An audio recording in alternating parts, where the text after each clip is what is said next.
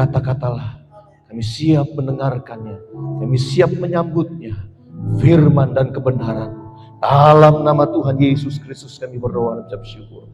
Mari umat Tuhan yang siap menyambut firman Tuhan, sama-sama saya katakan amin. Haleluya, puji Tuhan. Sekali lagi shalom. Haleluya, puji Tuhan. Ada sukacita? Amin. Apa kabar? Yes. Haleluya. Ya. Kita sudah memasuki bulan yang baru. Tepat tanggal 1 ya. 1 Oktober hari ini. Kita bersyukur kita memasuki bulan yang baru. Saya percaya di bulan yang baru ini Tuhan tambah-tambahkan berkatnya atas hidup kita. Amin. Tuhan tambah-tambahkan sukacitanya, damai sejahteranya, bahkan Tuhan tambah-tambahkan iman dalam kehidupan kita. Sehingga kita dapat melangkah lebih jauh lagi ke depan, memasuki Oktober ini, lalu November, terus Desember. Siap menyambut kedatangan Tuhan Yesus melalui hari Natal. Tidak lama lagi, 3 bulan lagi kita menyambut kelahiran Kristus ya. 3 bulan kurang ya, yaitu bulan Desember. Tapi kita mau melihat Bapak Saudara hari-hari ini Bapak Saudara ya, hari-hari yang begitu mencekam, begitu menakutkan, begitu mengkhawatirkan. Mungkin kalau bagi orang Buo di sini tidak terasa apa yang terjadi di luar sana. Karena mungkin informasi tidak terlalu banyak didengar ya. Informasi yang terjadi di luar sana tidak terlalu banyak dikonsumsi, diterima. Itulah bagusnya. Kalau di daerah sini sinyal masih susah-susah dapat sinyal. Tapi kalau di Jakarta sana Bapak Saudara, hari-hari ya, atau di kota-kota besar, bukan cuma di Jakarta, tapi juga di tempat-tempat lain, hari-hari mendengar kabar-kabar yang menakutkan, mencemaskan, mengkhawatirkan. Ya, kita melihat, kita mendengar terjadi peperangan sana sini antara Rusia dengan Ukraina. Akibat perang Rusia Ukraina, semuanya berdampak, saudara, sampai BBM naik. Ya, BBM naik, semuanya jadi ketakutan. Ya, semuanya jadi kesulitan, saudara. Saya naik kapal dari Manado, namanya Permata Bunda, yang tadinya tiket hanya 265, tiba-tiba langsung naik jadi 360. Karena BBM naik. Nah, saya mau katakan Bapak Saudara, ya, ke depan ini akan terulang terus. Saya percaya kenaikan BBM bukan sampai di sini saja, nanti terus akan naik. Karena firman Tuhan berkata, ada bagian firman Tuhan berkata bahwa sedinar harganya secupak gandum harganya sedinar. Secupak gandum harganya sedinar. Berapa sih secupak gandum? Secupak itu sejumput bahasa Indonesianya. Sejumput itu seperti kita ambil begini. Kalau Bapak Ibu Saudara ambil beras, ambilnya begini. Itu secupak atau sejumput. Sejumput sedinar. Sedinar tuh kalau nggak salah ya, kurang lebih 3.000 atau 4.000 gitu kalau nggak salah. Jadi kalau beras satu begini 4.000, coba kita bayangkan 1 liter bagaimana saudara. Itu beras, belum gandum. Gandum lebih mahal. Secupak gandum harganya sedinar. Nah, artinya apa? Ke depan semua akan terjadi yang namanya kesulitan demi kesulitan. Kesusahan demi kesusahan. Banyak orang berdoa, banyak orang berharap ke depan akan semakin baik. Banyak orang, bahkan pendeta, hamba Tuhan berdoa supaya Indonesia semakin baik. Yes, kita dukung, kita aminkan itu. Tapi sesuai firman Tuhan, bahwa ke depan bukan makin baik, tapi makin susah, makin sulit. Karena firman Tuhan berkata bahwa ke depan hari semakin jahat. Bukan baik. Tapi gak salah kita berdoa supaya hari-hari yang kita lalui adalah hari-hari yang baik. Karena ada apa? Karena ada Tuhan Yesus dalam kehidupan kita. Amin. Dunia boleh goncang, dunia boleh resesi, tapi anak Tuhan tetap resepsi. Dunia boleh bergoncang, dunia boleh krisis, tapi anak Tuhan tetap eksis. Kenapa? Pertolongan Tuhan tidak pernah terlambat. Amin. Pertolonganmu begitu ajaib, kau telah memikat hatiku di saat aku tak sanggup lagi. Di situ tanganmu bekerja.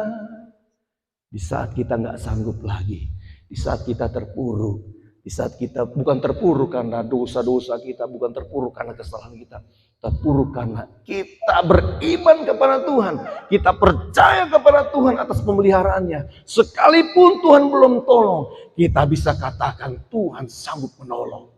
Pasti Tuhan tolong. Amin. Nah, pada pagi hari ini kita akan mendengar firman Tuhan yang sudah sering kali kita dengar, yang sudah sering kali kita simak. Tapi izinkan saya untuk menyampaikan sekali lagi, mengingatkan kita sekali lagi untuk kita sungguh-sungguh menggunakan iman kita, berjalan dengan iman bersama dengan Tuhan Yesus. Amin. Yuk kita buka dulu firman Tuhannya yang terdapat di dalam Injil Matius pasal yang ke-14.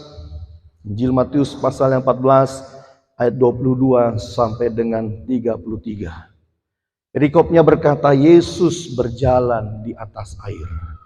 Saya ayat 22, nanti Bapak Ibu Saudara ayat 23, lalu ayat yang ke-33 kita baca bersama-sama.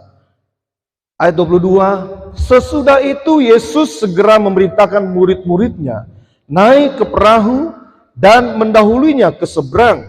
Sementara itu yang menyuruh orang banyak pulang. Silakan 23.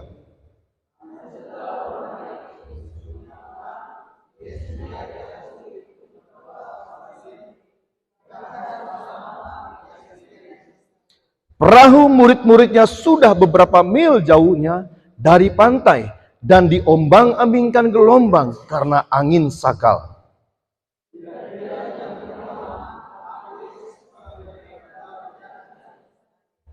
Ketika murid-muridnya melihat dia berjalan di atas air, mereka terkejut dan berseru, "Itu hantu!" Lalu berteriak-teriak karena takut.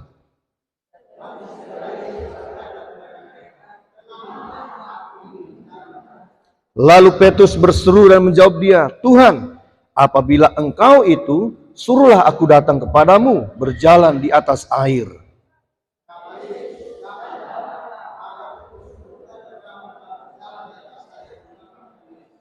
Tetapi ketika dirasanya tiupan angin, takutlah ia dan mulai tenggelam, lalu berteriak, "Tuhan, tolonglah aku."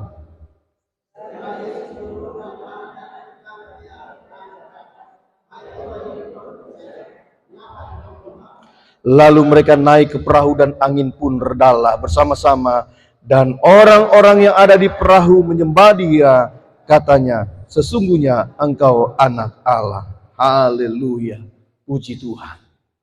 Luar biasa pembacaan kita pada pagi hari ini. Ya, satu contoh pelajaran iman bagi kita. Karena setiap kali Tuhan membawa kita dari satu tingkat ke tingkat pengalaman rohani yang lebih tinggi, itu pasti Bapak Ibu Saudara, kita akan mengalami yang namanya ujian iman. Amin. Dalam sekolah setiap kita pasti, ya, dari SD mau naik ke SMP pasti ada ujian. Dari SMP naik ke SMA pasti melalui ujian. Gak mungkin dia tidak melalui ujian, karena itu suatu hal yang tidak mungkin orang mau naik ke jenjang berikutnya tanpa ujian. Lalu ketika sudah mulai SMA, mau masuk perkuliahan juga harus lewat tes. Jadi tes demi tes harus dilalui oleh siswa-siswi yang ingin memiliki jenjang karir di dalam studi mereka. Dan ini juga terjadi dalam kehidupan orang percaya, dalam kehidupan orang Kristen.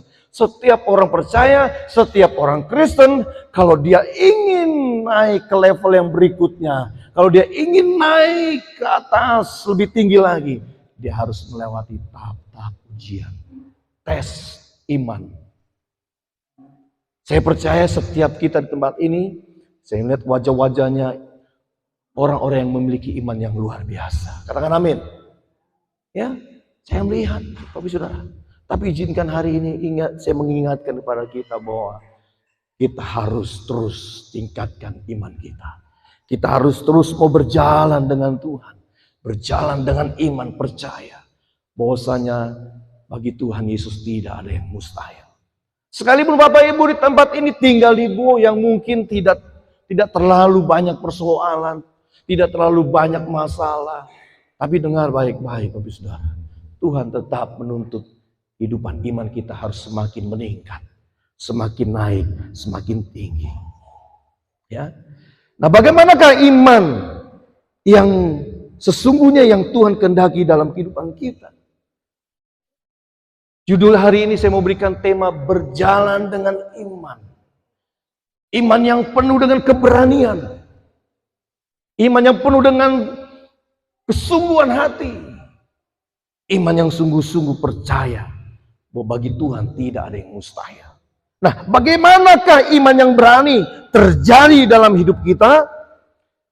Dari pembacaan yang kita sudah baca tadi, dari pengalaman Petrus berjalan di atas air, kita akan melihat dan menemukan beberapa kebenaran. Yang pertama, kebenaran yang pertama, iman yang berani lahir di saat-saat masa yang sulit. Iman yang berani lahir di saat atau di masa-masa yang sulit. Di ayat yang 24 sampai dengan 27. Mari kita baca, kita simak. Ayat ini saya bacakan saja, Bapak Ibu simak dengan baik-baik. Ayat 24, perahu murid-muridnya sudah beberapa mil jauhnya dari pantai dan diombang-ambingkan gelombang karena angin sakal. Kira-kira jam 3 malam, datanglah Yesus kepada mereka berjalan di atas air. Ketika murid-muridnya melihat dia berjalan di atas air, mereka terkejut dan berseru, "Itu hantu!" Lalu berteriak-teriak karena takut. Tetapi segera Yesus berkata kepada mereka, "Tenanglah, aku ini, jangan takut." Iman yang berani lahir pada saat-saat atau masa-masa yang sulit.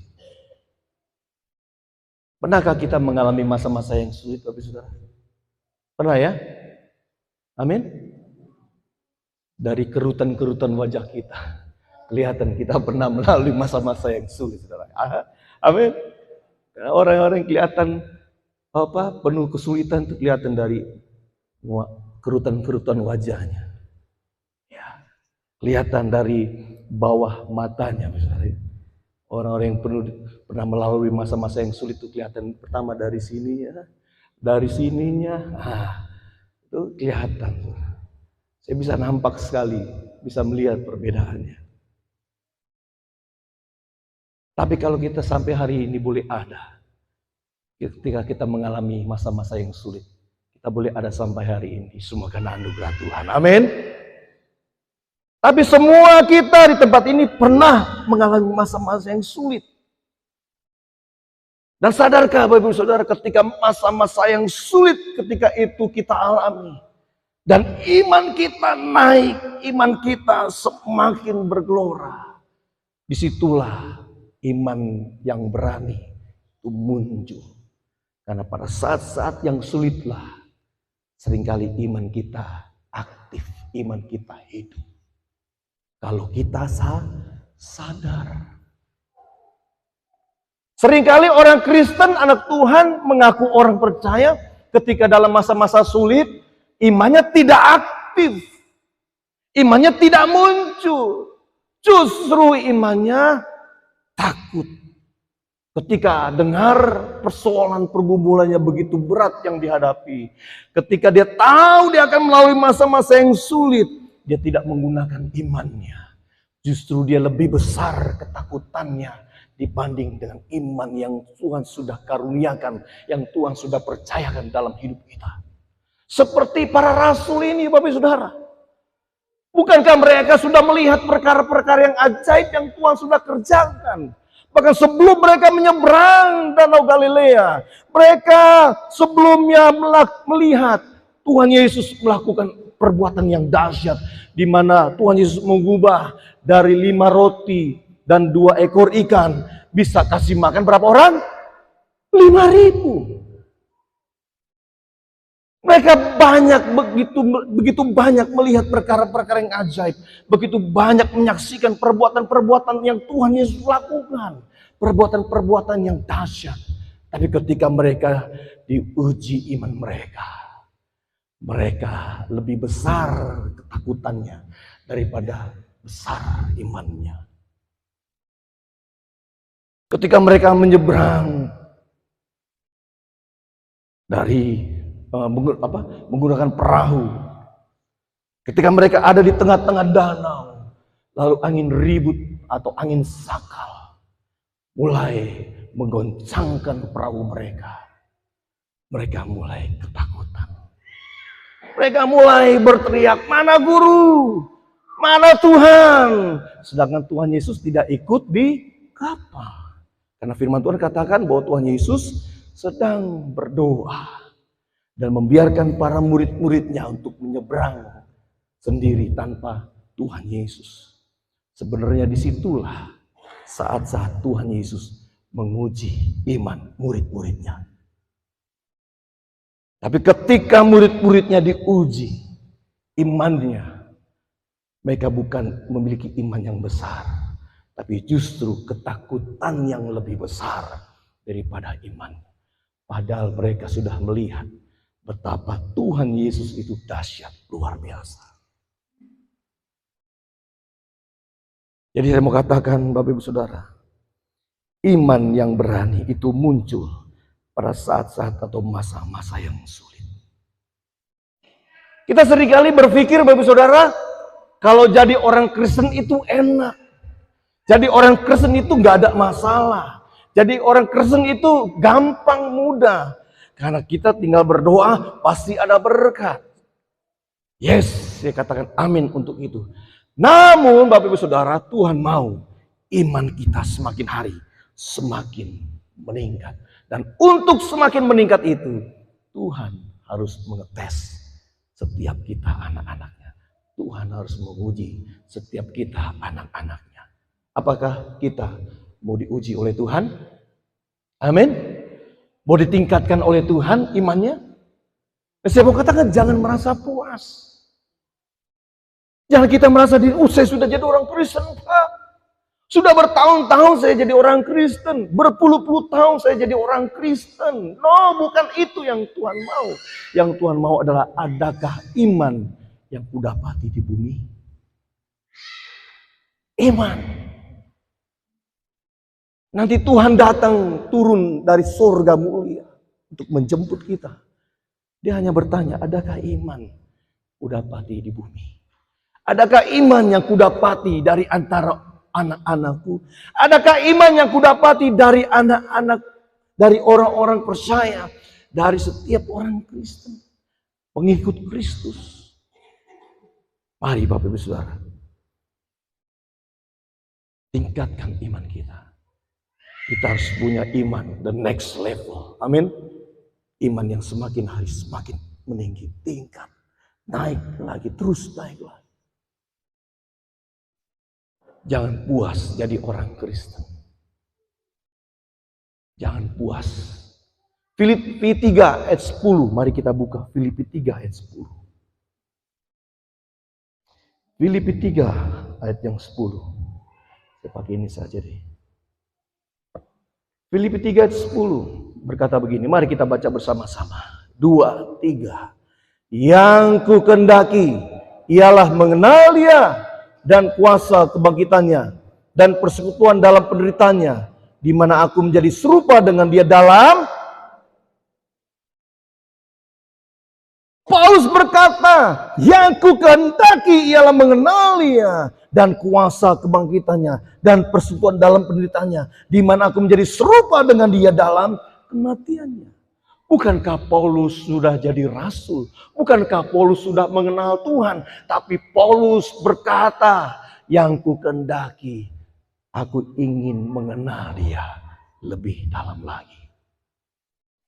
Seorang rasul yang dipakai Tuhan luar biasa. Seorang rasul yang pernah naik ke langit yang ketiga di sorga. Dia berjumpa dengan Tuhan secara pribadi.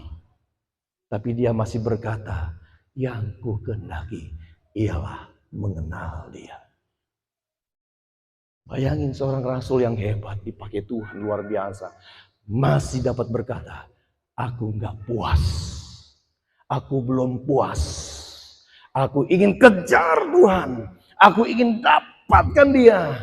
Aku ingin mengenal dia lebih dalam lagi. Jangan puas jadi orang Kristen. Kenallah Tuhan lebih dan lebih lagi. Amin. Karena Tuhan pekerjaannya itu nggak stagnan bagi saudara.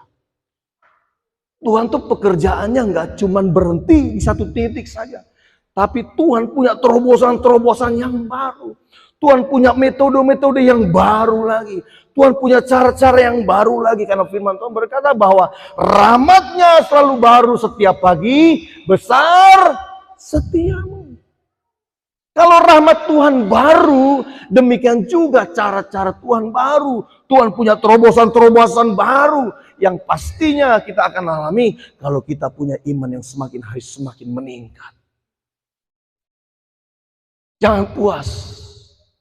Mari tingkatkan iman kita supaya kita memiliki terobosan-terobosan dalam kehidupan kita sebagai orang percaya, lebih lagi sebagai gereja Tuhan di tempat ini. Harus memiliki sebuah terobosan. Apa itu terobosan?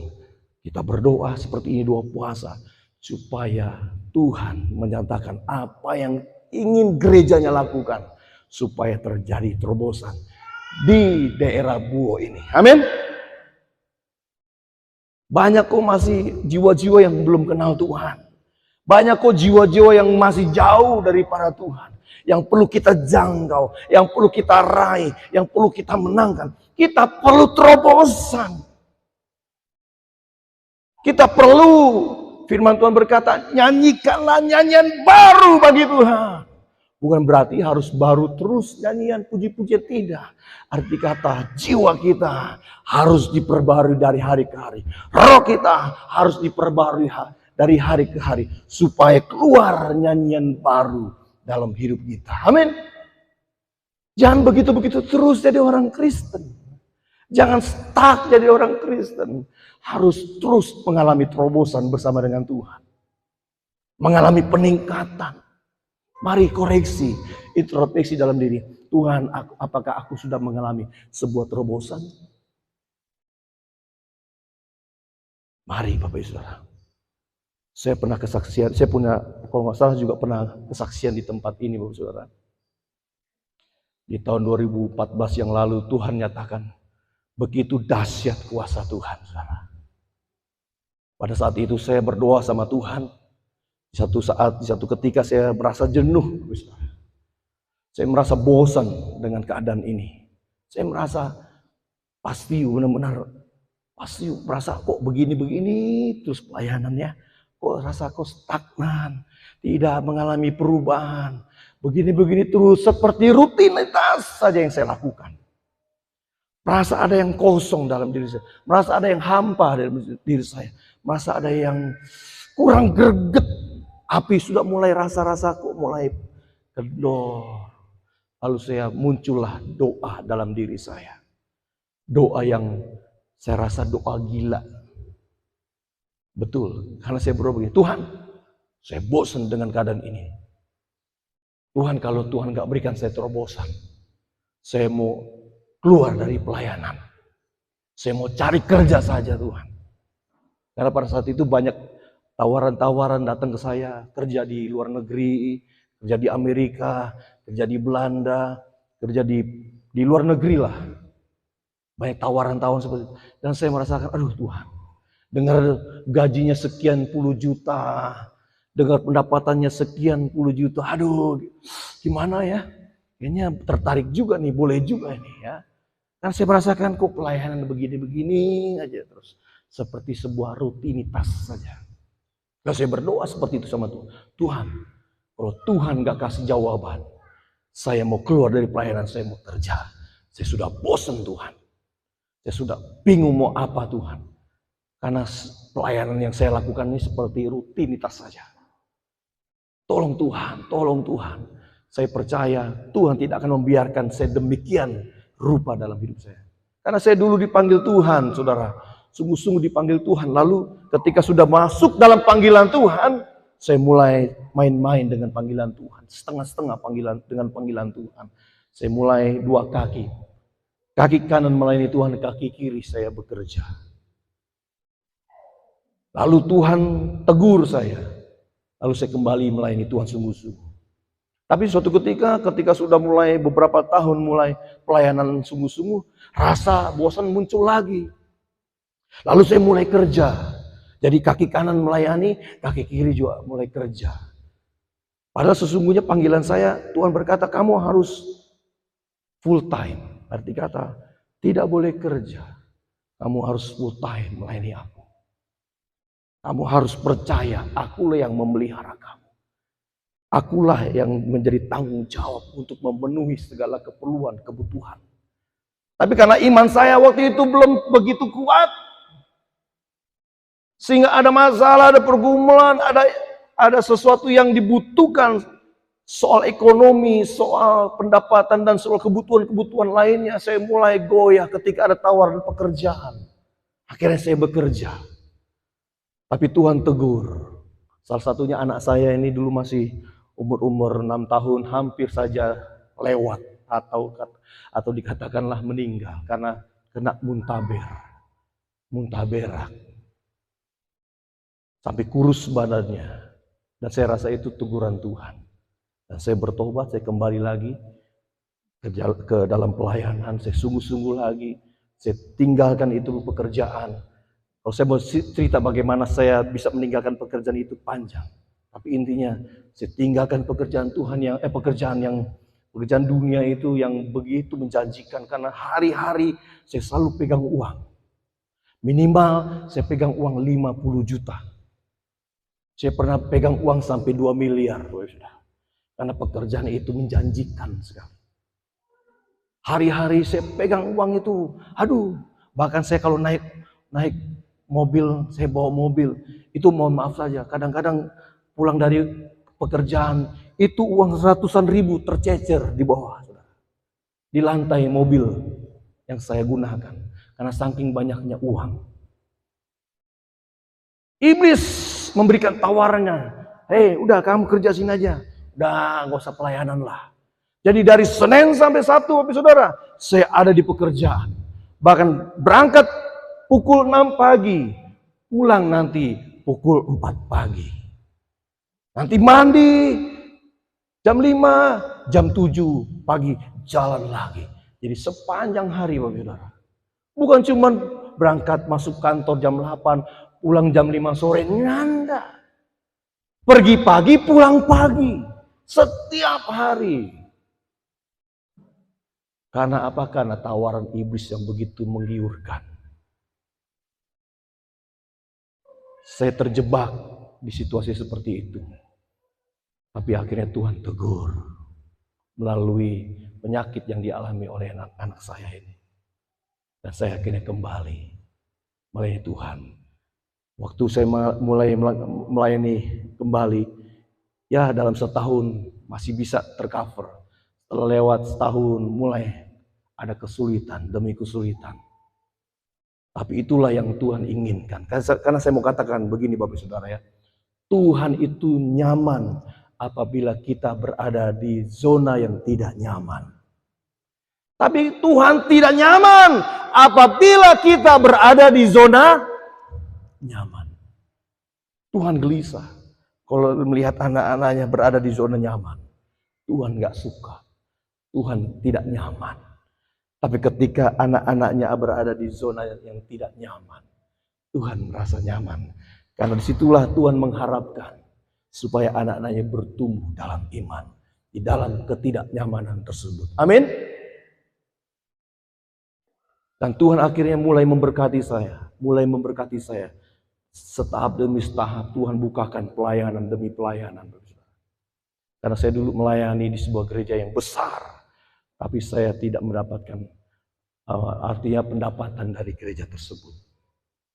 Ya, saya melayani seperti melayani sukarela. Sekalipun ada persembahan kasih, tapi untuk menutupi kebutuhan keluarga dalam 1 bulan tidak mungkin mencukupi. Jadi selain daripada pendapatan dari gereja yang tidak mencukupi untuk 1 bulan itu, kita mengenalkan iman, kita berdoa, dan pada saat mengendalikan iman itulah Tuhan banyak melakukan perkara-perkara yang dahsyat, perkara-perkara yang besar. Amin. Salah satunya ketika saya merasa bosan tersebut, saudara, ya, saya setelah saya berdoa, saya minta sama Tuhan, tunjukkan Tuhan sebuah terobosan supaya saya lebih semangat lagi melayani Tuhan. Akhirnya di tahun 2014 itu Tuhan izinkan saya mengalami satu peristiwa, satu insiden di mana saya nabrak anak kecil usia 8 tahun kelas 2 SD dengan kendaraan mobil yang saya bawa. Saya hantam itu anak sampai akhirnya mati. Waktu anak itu saya hantam dengan kendaraan dan mati, saya benar-benar gelisah, takut. Kenapa? Sudah pasti, saya pasti berurusan dengan polisi. Bukan cuma berurusan dengan polisi, pasti masuk penjara. Tapi pada saat saya menyerah total, berserah diri sama Tuhan, saya berdoa. Jadi waktu mobil saya tabrak anak itu dan anak itu mati di tempat, terkapar di aspal. Saya angkat itu anak, kami bawa ke rumah sakit. Tapi memang waktu saya angkat, saya serahkan ke teman saya yang ada di belakang. Karena waktu itu kami tim sedang menuju ke tempat doa puasa. Karena tim akan melayani di satu daerah, di daerah Jawa Timur sana dalam pelayanan misi. Sebab kebiasaan kami tim, sebelum melakukan pelayanan misi, kami berdoa puasa dulu. Jadi ketika saya mengalami hal tersebut, saya melihat anak itu mati. Bayangkan, kecepatan 70-80 km per jam, saya hantam itu anak. Karena dia menyeberang tanpa lihat kanan kiri. Dia nyebrang dengan percaya diri. Dia pikir itu jalan nenek moyangnya. Ya. Kalau mungkin jalanan di sini seberang itu nggak apa-apa. Di daerah Buo nggak ramai. Di daerah Jawa sana, di daerah Lembang, Jawa Barat, di daerah pariwisata, di mana banyak mobil yang hilir mudik ke sana kemari. Saya tabrak itu mati. Tapi di dalam perjalanan menuju ke rumah sakit, Tuhan nyatakan mujizatnya. Saya berdoa singkat cerita Bapak Saudara. Oleh kemurahan Tuhan, anak itu hidup kembali. Anak itu bangkit kembali. Sampai di rumah sakit dicek, tidak ada yang patah. Waktu orang tuanya datang ke rumah sakit, ternyata orang tuanya, ini saya singkat saja ceritanya, ternyata orang tuanya adalah orang percaya, orang Kristen. Karena di daerah yang di daerah kejadian tempat perkara tersebut itu, saya pikir tidak ada orang Kristen karena rata-rata di situ orang Muslim. Tapi ternyata ya anak yang saya tabrak itu orang tuanya orang Kristen, orang NTT.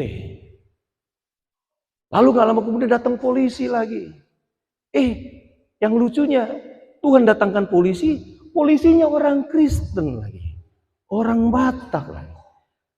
Setelah diselidiki, lebih kenal lagi mendalam dengan Pak Polisi itu. Pak Polisi itu hamba Tuhan lagi, melayani di GBI Lembang sebagai diaken. Kan lucu gitu kan? Coba kita bayangkan bagaimana kronologisnya pertolongan Tuhan. Tapi waktu sebelum mengalami kebangkitan anak itu, saya dengar suara Tuhan. Tuhan berkata, bernubuat. Waktu Tuhan kata bernubuat, saya berkata sama anak itu, hai anak, dimanapun nyawa engkau berada, kembali ke tubuh anak ini. Dalam nama Tuhan Yesus. Tiba-tiba bangkit. Di situlah baru saya sadar.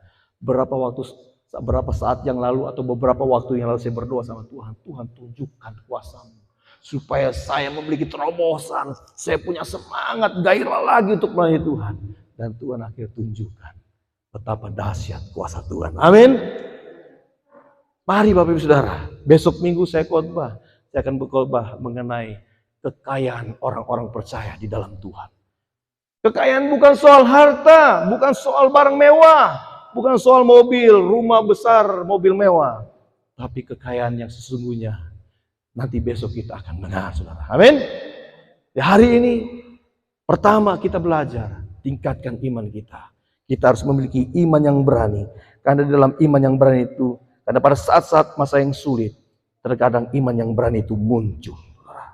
Yang kedua, ya kita lihat iman yang berani terjadi ketika mendengar suara Tuhan. Kita baca di ayat yang 28 sampai dengan 30 dari Matius pasal 14 ini, ayat 28 sampai dengan 30. Lalu Petrus berseru dan menjawab dia, Tuhan, apabila Engkau itu, suruhlah aku datang kepadamu berjalan di atas air. Kata Yesus, datanglah. Maka Petrus turun dari perahu dan berjalan di atas air mendapatkan Yesus. Tetapi ketika dirasanya tiupan angin, takutlah ia dan mulai tenggelam lalu berteriak, Tuhan, tolonglah aku. Haleluya. Yang kedua, iman yang berani terjadi ketika mendengar suara Tuhan. Hari-hari yang kita jalani, Bapak Ibu Saudara, jujur, kita banyak disuguhi dengan berita-berita yang membuat kita semakin takut. Yang membuat kita semakin cemas, pesimis. Dan terkadang kita kehilangan harapan untuk menatap masa depan kita. Untuk menatap yang sesungguhnya masa depan kita, masa depan yang cemerlang. Tapi karena kita takut, karena kita pesimis dan kehilangan harapan, kita mulai cemas, mulai khawatir. Karena seringkali kesulitan menimbulkan ketakutan. Tapi kabar baiknya Bapak Saudara, dalam situasi yang tidak pasti ini, hadirat Allah ada di sana. Hadirat Allah ada di mana doa, pujian, penyembahan dinaikkan. Amin. Iman yang berani timbul pada saat kita mendengar suara Tuhan. Bagaimana kita bisa mendengar suara Tuhan? Sering-seringlah duduk di bawah kaki Tuhan.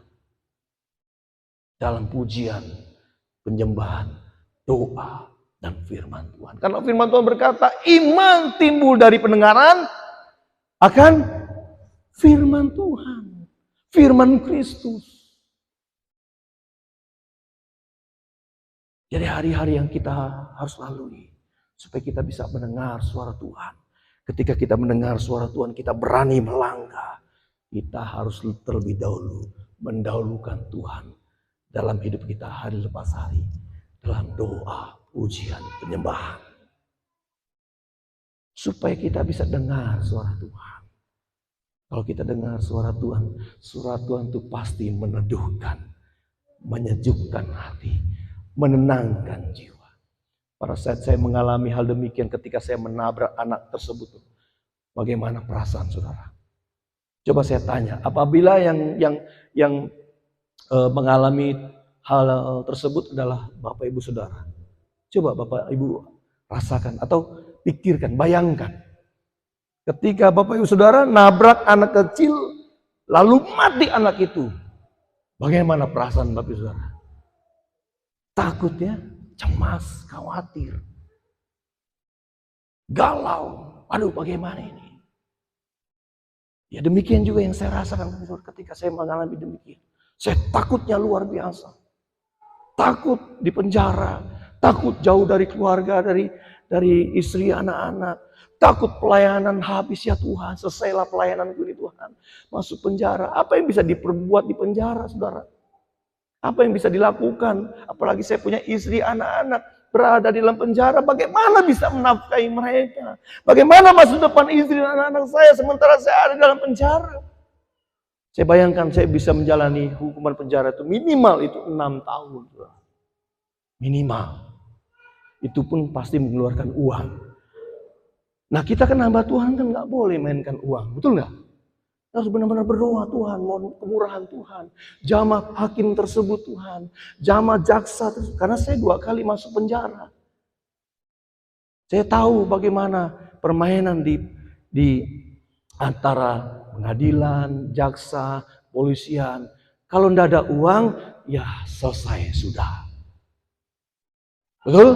Ini bukan meremehkan institusi loh, bukan. Institusi kepolisian atau institusi hakiman atau pengadilan, tidak. Tapi faktanya yang terjadi demikian. Kalau tidak ada uang, perkara tambah panjang. Tapi kalau ada uang, perkara tambah singkat. Jadi Bapak Saudara, saat itu saya mengalami hal yang demikian takutnya. Tapi saya berdoa. Ketika saya berdoa, di dalamnya saya angkat pujian penyembahan. Dan saya mulai dengar suara Tuhan. Ketika saya dengar suara Tuhan berkata, bernubuat. Saya dengar suara itu langsung rasa mendidih hati saya. Bulu kuduk saya dari kaki sampai kepala, semuanya berdiri, saudara. Oh, saya rasakan, pas ketika saya mendengar suara Tuhan itu, saya rasakan di sekitar saya nih hadirat Tuhan luar biasa, meneduhkan, menyejukkan hati, membuat hati saya tenang. Tadi hati saya galau, hati saya gelisah. Bagaimana ini Tuhan, tolong Tuhan. Tapi ketika mendengar suara Tuhan, bernubuat. Saya percaya ketika saya dengar suara Tuhan, pasti Tuhan mau melakukan sesuatu. Amin. Dan kalau Tuhan mau melakukan sesuatu, pasti itu bicara tentang mujizat, perkara-perkara yang ajaib, perkara-perkara yang luar biasa. Dan akhirnya benar, Bapak Saudara. Anak yang sudah mati, Tuhan bangkitkan kembali. Makanya Bapak Saudara, yuk sering-sering dengar suara Tuhan. Bagaimana caranya? Ya sering-sering datang di bawah kaki itu Tuhan. Dalam doa, pujian, penyembahan, dan baca firman Tuhan. 3 hal ini tidak bisa kita lewati. Doa, pujian, penyembahan, dan baca firman Tuhan. Kita akan terus melatih iman kita, melatih kepekaan kita mendengar suara Tuhan. Kalau suara-suara iblis itu menakutkan di hati, dia gelisah. Tapi kalau suara Tuhan meneduhkan, menjejukkan, menenangkan, mendamaikan di hati. Kita harus tahu perbedaannya. Karena suara Tuhan pasti suaranya yang lembut, penuh kasih. Saya berapa kali bisa mendengar suara Tuhan. Bukan saya orang yang hebat bisa mendengar suara Tuhan karena saya dekat dengan Tuhan. Nyanda. Tapi seringkali di masa-masa sulit itulah ketika saya berserah total sama Tuhan. Tuhan mau buat apa? Terserah deh Tuhan. Mau mati kek, mau bagaimana? Terserah Tuhan. Disitulah ketika saya mulai berserah total sama Tuhan. Biarlah kehendak-Mu yang jadi Tuhan. Disitulah Tuhan beracara. Amin. Haleluya.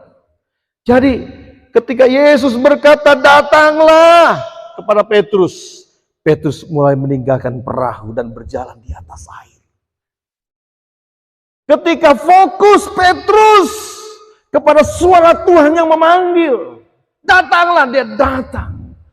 Akhirnya dia bisa berjalan di atas air. Karena fokus dia pada suara Tuhan. Dia kenal suara Tuhan. Jadi kalau kita peka dengan suara Tuhan, Tuhan berkata, maju, jangan ragu, jangan bimbang, maju saudara, amin.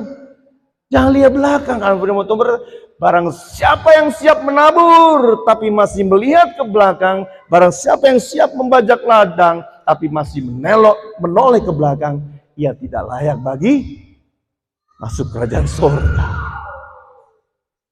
Kalau Tuhan sudah panggil, jangan pernah noleh ke belakang.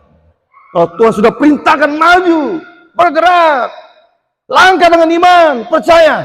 Jangan pernah ragu lagi. Bener enggak ya? Bener enggak ya? Maju, fokus akan suara Tuhan. Kalau kita fokus maju, maka kemenangan akan kita raih. Amin. Maka mujizat akan kita lihat, akan kita alami. Karena bagi Tuhan tidak ada yang mustahil. Haleluya.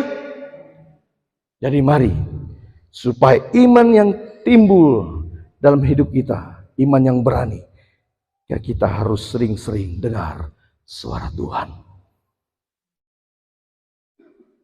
Dan saya mau katakan Bapak Saudara, ketika kita sungguh-sungguh fokus pada suara Tuhan, pasti kita akan memasuki pengalaman-pengalaman supranatural, supraalami bersama dengan Tuhan. Pasti itu. Saya sudah banyak mengalami. Kalau mau saya cerita panjang Bapak Saudara. Istri saya pernah disembuhkan dari tumor payudaranya. Karena kami hanya berdoa, angkat pujian penyembahan kepada Tuhan. Tidak dirawat di rumah sakit, tidak diobati di rumah sakit, hanya pengobatan secara sederhana saja Bapak Saudara. Ya, payudara istri saya sudah berlubang besar, sudah berbau busuk, bernanah, sudah mulai hampir menutupi semua payudaranya.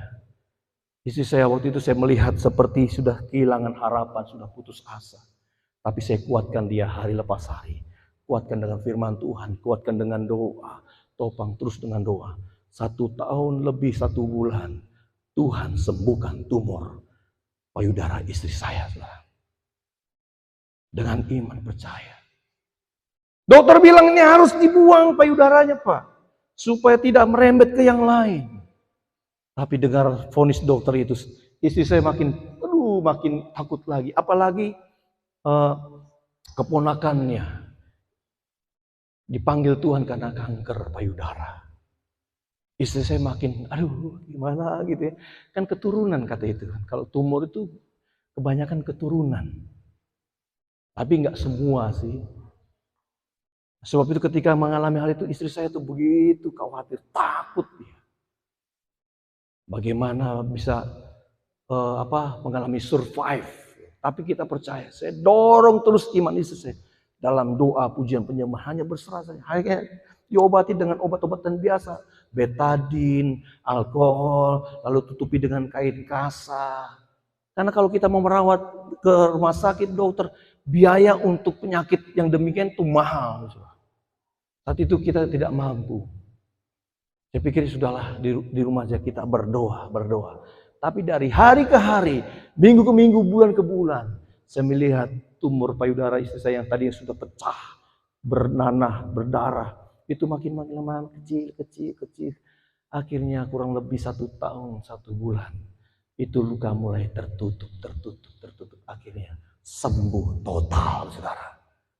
Hanya dengan pujian, penyembahan, dan doa. Tidak ada yang lain. Banyak yang Tuhan lakukan dalam kehidupan saya dan juga keluarga. Terlalu banyak kedahsyatan Tuhan. Terlalu banyak berkat-berkat Tuhan, saudara. Ya, besok saya akan sampaikan kekayaan orang-orang percaya. Haleluya, puji Tuhan. Jadi yang terakhir, ya. Terakhir, iman yang berani akan membawa kita mengenal karakter Allah yang sempurna.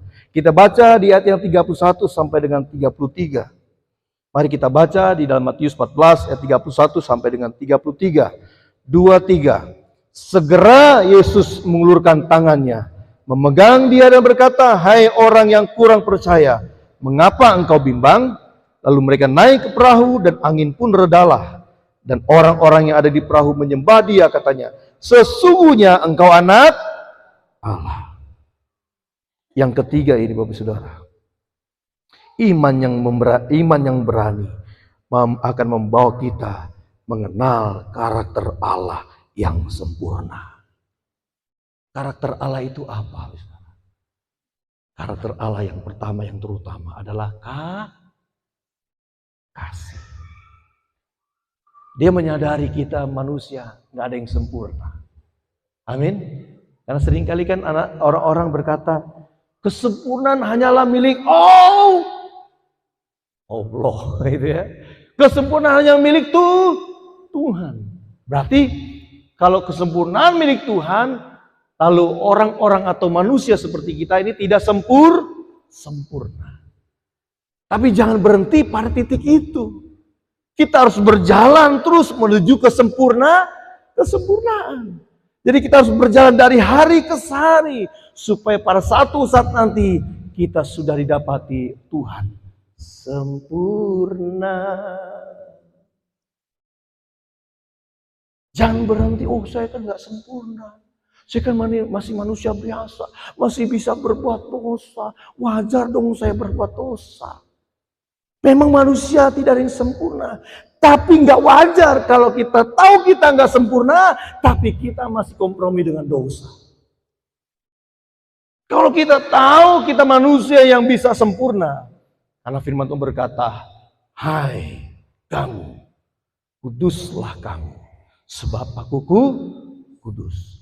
Hendaklah kamu sempurna seperti Bapamu yang adalah sempurna. Kalau Tuhan suruh kudus, berarti kita bisa hidup kudus. Kalau Tuhan perintahkan kuduslah kamu, berarti Tuhan tahu kita mampu, kita bisa untuk hidup kudus. Kalau Tuhan katakan sempurnalah kamu, berarti Tuhan tahu kita bisa hidup sempurna. Namun yang jadi persoalannya adalah, maukah kita hidup kudus, maukah kita hidup sempurna? Itu saja masalahnya. Maukah kita hidup kudus, maukah kita hidup sempurna?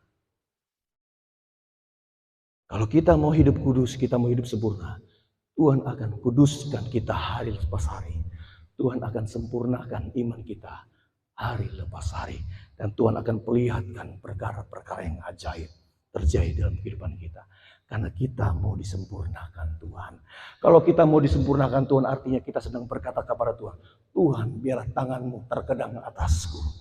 Biarlah kehendak-Mu yang jadi, bukan kehendak-Ku. Amin. Ada haleluya. Jadi iman yang berani, saudara, akan membawa kita mengenal karakter Allah yang sempurna. Seperti Petrus, Tuhan sudah panggil dia. Datanglah kemari. Dia datang percaya, dia dengar suara Tuhan. Dan akhirnya dia bisa berjalan di atas air. Tapi ketika dia ada di tengah-tengah air, ketakutan mulai melanda dia. Apakah Tuhan Yesus tidak tahu bahwa Petrus akan jatuh ke dalam air? Kira-kira tahu nggak? Atau Tuhan Yesus bagaimana? Apakah Tuhan Yesus tidak tahu bahwa nanti Petrus akan jatuh ke dalam air? Kira-kira gimana? Tahu nggak Tuhan Yesus bahwa nanti Petrus akan jatuh ke dalam air? Tahu. Tapi dia tetap membiarkan Petrus jalan. Sampai akhirnya benar-benar terjatuh dalam air. Karena imannya belum sempurna. Tapi apakah demikian Tuhan langsung marah? Goblok! Gue udah suruh datang. Gimana sih lo? Apa begitu? Sikap dari Tuhan? Bego lo! Dengar dong suara gua. Suruh datang, gak percaya banget sih lu. Apa begitu suara Tuhan? Tidak. Tuhan berkata, hai kamu orang yang percaya. Hai kamu orang yang kurang percaya. Mengapakah engkau bimbang? Itu artinya apa, saudara? Teguran yang dibungkus dalam kasih. Dia menegur kita, tapi dalam kategori atau koridor di dalam kasih. Hai kamu orang Kristen, hai kamu anak Tuhan, mengapa engkau bimbang? Lalu Tuhan angkat Petrus. Kalau Tuhan tidak penuh kasih, mati aja lu, gitu kan? Betul enggak? Betul enggak? Tapi karena Tuhan penuh kasih, karakternya itu dia penuh kasih. Jadi iman yang berani akan membawa kita mengenal karakter Allah. Melangkah saja dengan berani. Melangkah saja dengan iman. Ketika ada persoalan, pergumulan, ada kesulitan dalam hidup, melangkah saja. Maka kita akan melihat karakter Allah sesungguhnya dalam hidup kita. Amin. Dia akan menopang kita. Sekalipun kita jatuh. Kan firman-Nya berkata, sekalipun kita jatuh, Dia tidak akan membiarkan kita tergeletak. Dia akan angkat kita. Dahsyat kuasa Tuhan. Amin. Jadi, mari bertindak dengan iman. Iman yang berani. Karena kita akan melihat karakter Allah yang sesungguhnya, karakter Allah yang sempurna. Haleluya, puji Tuhan.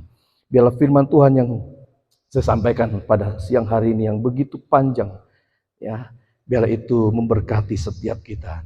Kita semakin memiliki iman yang berani, iman yang luar biasa, iman yang lahir di saat-saat masa yang sulit, iman yang berani ketika mendengar suara Tuhan, iman yang berani akan membawa kita mengenal akan karakter Allah yang sempurna.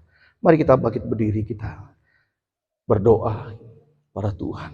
Syukuri buat firman-Nya yang sudah diperdengarkan atas hidup kita. Makasih Tuhan. Oh, terima kasih Yesus. Mari kita bangkit berdiri bersama-sama.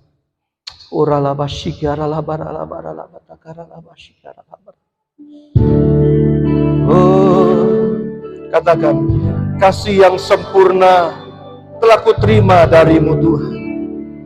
Haleluya.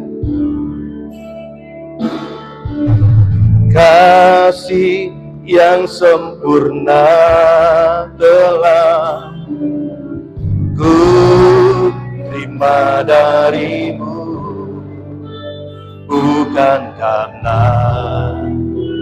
kebaikanku, hanya oleh kasih karunia-Mu. Kau pulihkan aku, layakanku untuk dapat memanggil Bapa.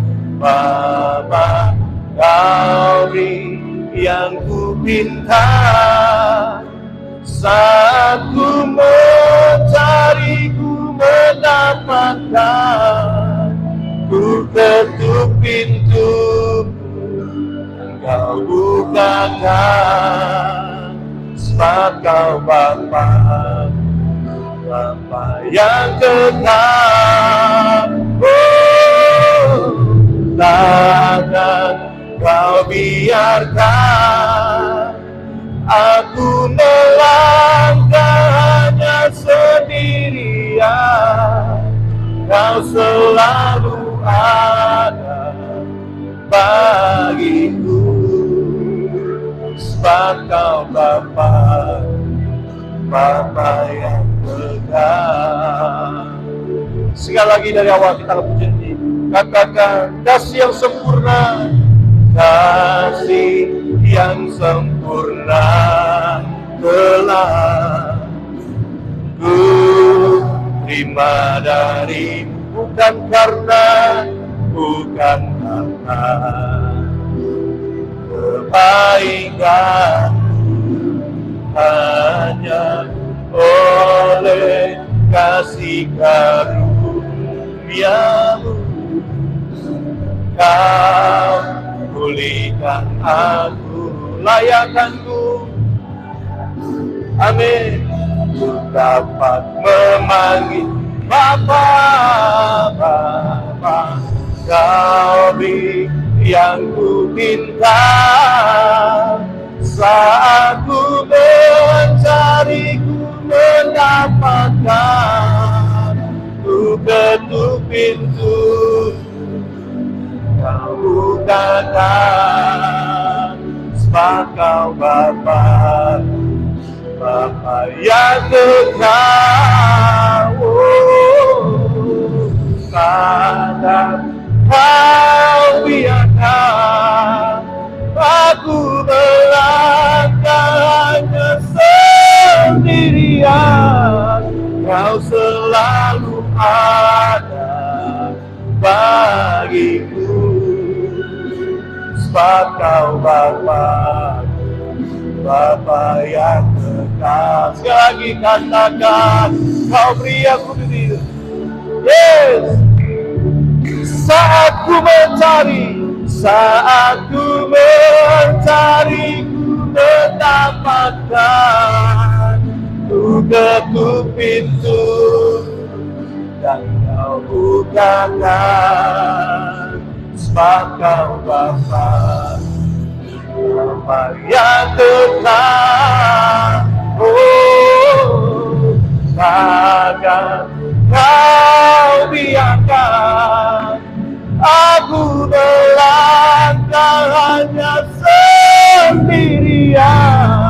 Kau selalu ada bagi kami, sebab Kau Bapa, Bapa yang Kau selalu ada, Kau selalu ada bagiku, sebab Kau Bapa, Bapa yang Kau selalu ada, Kau selalu ada bagiku, sebab Kau Bapa, Bapa yang kekal. Oh, kami sembah Kau Bapa yang kekal, Bapa yang baik, Bapa yang setia, Bapa yang luar biasa, penuh kasih. Haleluya. Mari sembah Tuhan sungguh-sungguh. Mari sembah Dia segenap hatimu. Bawa pergumulanmu, bawa setiap kesulitan-kesulitan kepada Tuhan pada siang hari ini. Haleluya. Syukur. Terima kasih Tuhan. Engkau baik, Engkau sungguh baik. Haleluya. Oh, terima kasih Tuhan. Terima kasih Bapa. Terima kasih buat kehadiran. Terima kasih buat berkat-Mu, rawatan-Mu, jamaah-Mu siang hari ini. Terima kasih. Kami berdoa Tuhan buat umat-Mu siang hari ini yang ada di tempat ini, yang mengikuti doa puasa siang hari ini. Kalau ada pergumulan yang mereka hadapi, kesulitan-kesulitan, masalah-masalah yang mereka hadapi, Tuhan berikan jalan keluar bagi umat. Dalam nama Yesus, dalam nama Yesus, berikan kelegaan, berikan sukacita, damai sejahtera, ketenangan dalam hati mereka, kesejukan dalam hati mereka. Karena Tuhan hadir tengah-tengah umat-Mu, di dalam hidup umat-Mu siang hari ini. Terima kasih Tuhan. Berkati jemaat-Mu, pribadi lepas pribadi, rumah tangga lepas rumah tangga, keluarga demi keluarga. Berkati Tuhan, dalam nama Tuhan Yesus Kristus. Terima kasih Tuhan. Terpuji-pujilah nama-Mu Bapa, kekal selama-lamanya. Terima kasih Tuhan. Mari setiap kita yang sudah diberkati Tuhan, dilawat Tuhan, dijamah Tuhan, mari sama-sama katakan amin. Haleluya.